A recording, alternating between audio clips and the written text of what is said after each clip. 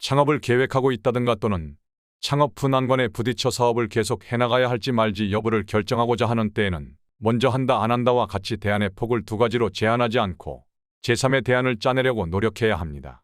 그렇다면 제3의 대안을 찾는 방법은 무엇일까요?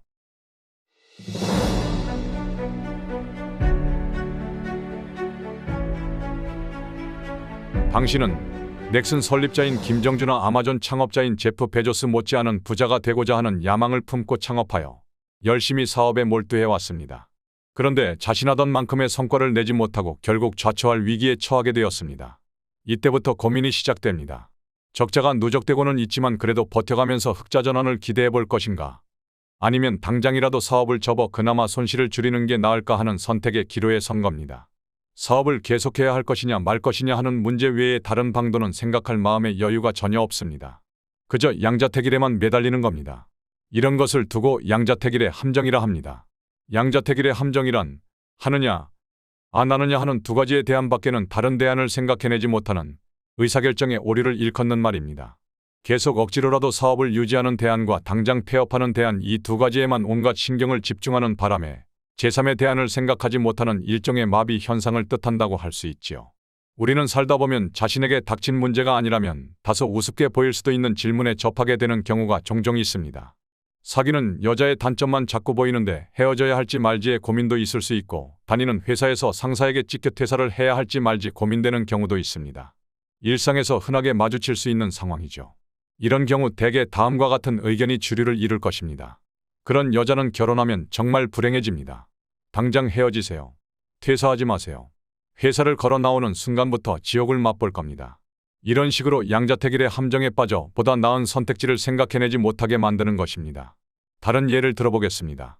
당장 타고 있는 차를 바꾸어 할지 말지 고민될 때 새 차를 살까 말까라고 하는 양자택일의 의사결정에 몰아붙이는 질문이 아니라 나의 돈을 어떻게 잘 쓸 수 있을까라는 질문으로 바꿔보는 겁니다.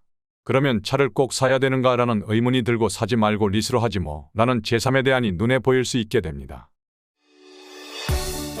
이젠 보다 큰 관점에서 보도록 하겠습니다. 그동안 자수성가한 억만장자들의 스토리를 눈여겨보면 이들은 창업과 성장의 두 마리 토끼를 성공적으로 잡아냈다는 것을 알 수 있습니다.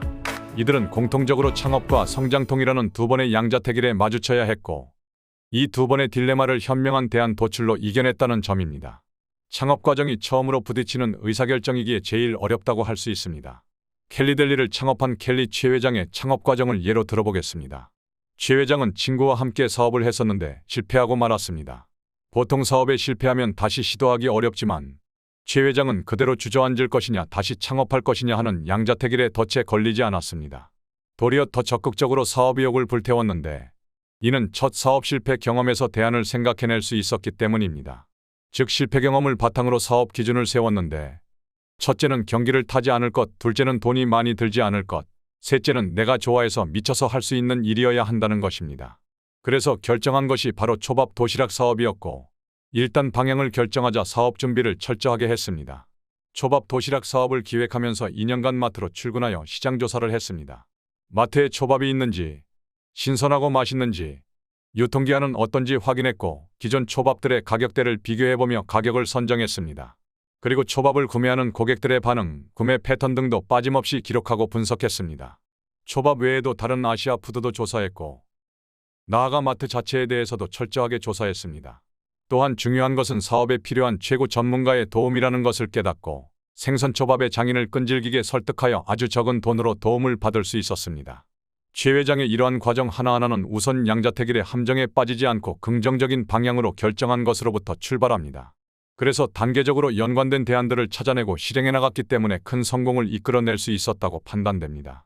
여기에는 물론 절박함과 강한 의지 그리고 진정성 등이 바탕에 깔려 있었고 이것들로 하여금 분야 최고의 전문가들의 도움을 받을 수 있도록 해주었던 것입니다. 만일 창업을 준비한다면 상기와 같은 최 회장의 경험들이 많은 도움이 되어줄 것입니다. 이렇게 창업을 한 후에는 성장통과 더불어 위기 대응 과정에서의 양자택일 역시 중요합니다. 성장 과정에서 부딪히는 양자택일 상황의 예를 들어보면 다음과 같습니다. 실적이 다소 나빠지더라도 마케팅비를 늘려 시장 점유율을 높여야 한다 라는 의견과 비용을 줄이고 핵심 사업에 집중하는 게 불경기 경영의 정석이다 라는 의견의 대립입니다. 아니면 공격적으로 갈 것이냐, 수비적으로 임할 것이냐가 대표적인 고민거리라고 볼 수 있습니다. 하지만 공격이냐, 수비냐의 갈림길 중 어느 한쪽을 선택했다고 해도 양자택일의 딜레마는 끝나지 않지요. 공격을 택했을 경우 기존 고객층과 신규 고객층 중 누구를 목표로 할 것이냐를 정해야 하며 전통 매체와 뉴미디어 중 어디를 활용할 것인지도 선택해야 하는 문제도 있습니다. 최 회장의 경우에는 지속적인 성장을 보장하고 위기를 배제하기 위해 다음과 같은 전략을 구사합니다. 시스템으로 운영되는 회사, 직원들이 자신이 책임지고 스스로 결정할 수 있는 의사결정 시스템을 만드는 것이었습니다. 그 덕분에 그녀는 가족들과 전 세계 요트 여행을 다닐 수 있었다고 합니다. 1970년대 일본 기업들의 사례를 살펴봅니다. 이때 이들은 품질과 원가라는 전통적인 양자택일의 딜레마에 빠져 있었는데 과감한 시도를 합니다. 단순히 둘 중 하나를 선택하는 양자택일이라는 방식을 과감히 버리고 제3의 대안을 강구한 겁니다. 당시 일본 기업들이 전통적 타성에 젖어 변화에 취약한 점을 간파한 것입니다. 이에 따라 기업 조직 전반을 효율화하는 방안을 모색합니다. 이는 품질도 높이고 원가도 줄이는 전략을 구사하게 만드는 방법이었습니다. 그 결과 품질이 좋아지게 되었고 이에 따라 재고 손실도 줄어들므로써 원가도 줄어든 것입니다. 나아가 중복 업무로 지출되는 인건비와 불량품 리콜 비용 등도 감소하면서 원가는 더욱 감소했습니다. 결국 두 마리 토끼를 한꺼번에 잡은 셈이 되었습니다. 지금까지 설명한 양자택일의 함정을 피하는 방법을 요약해보면 다음과 같습니다.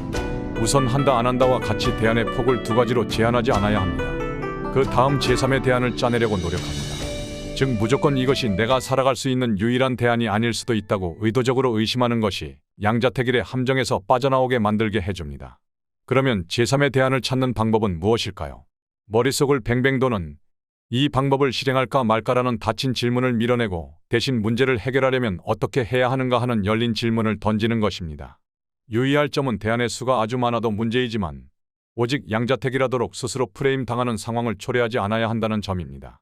시간이 촉박하고 의사결정의 무게가 무겁거나 중대할수록 양자택일의 함정에 빠지기 쉽다는 점을 경계해야 합니다. 초조함에 사로잡힐수록 급할수록 돌아가라라는 격언을 떠올려보는 것도 좋을 겁니다. 그러면 처음의 주제로 돌아가서 당신은 어떤 방법으로 이 함정에서 벗어날 수 있을까요? 첫째, 현재 가용자금이 빠듯하더라도 자금을 만들어내어 당해 분야의 컨설턴트로부터 자문을 구한다. 둘째, 안 되는 이유에 대한 문제를 파악하고 해결할 가능성이 있는지 찾는다. 셋째, 자문에 따라 변화를 시도해 보기로 한다면 거기에 필요한 자금을 조달할 수 있는지 여부를 점검해 본다. 넷째, 이런 식으로 폐업을 하느냐 마느냐에 집중할 게 아니고 수익을 낼 수 있는 방법을 모색해 본다. 다섯째, 이렇게 여러 면으로 검토를 해본 다음 현재의 업종으로는 수익 내는 게 거의 불가능하다고 판단되면 수익 창출이 가능한 다른 업종으로 바꾸는 것을 고려해 본다. 이상에서 제시한 의견에 수긍한다면 당신은 즉시 대안을 모색하기 위한 컨설팅을 진행하는 겁니다. 현재의 힘든 상황을 이기지 못해 사업을 그만둔다는 것은 아주 쉬운 방안이지만 부자 되기를 포기하는 것인 만큼 신중하게 판단해야 하지 않을까요? 사업을 하다 보면 위기의 순간에 부닥칠 경우가 많이 있습니다. 이때 통상 사업을 계속해야 하는가, 접어야 하는가 라는 선택의 기로에 서게 됩니다. 또한 새로운 사업을 해야 하나 마냐의 결정의 순간 역시 마찬가지입니다. 이때 이러한 양자택일의 함정에서 벗어나려는 노력을 하지 않으면 낭패를 보게 된다는 점을 꼭 기억하십시오. 여러분의 멋진 승리를 기원드립니다. 청취해주신 여러분께 감사드리며 앞으로도 더 나은 영상으로 찾아뵙도록 노력하겠습니다. 좋아요, 구독, 알람 설정도 부탁드립니다.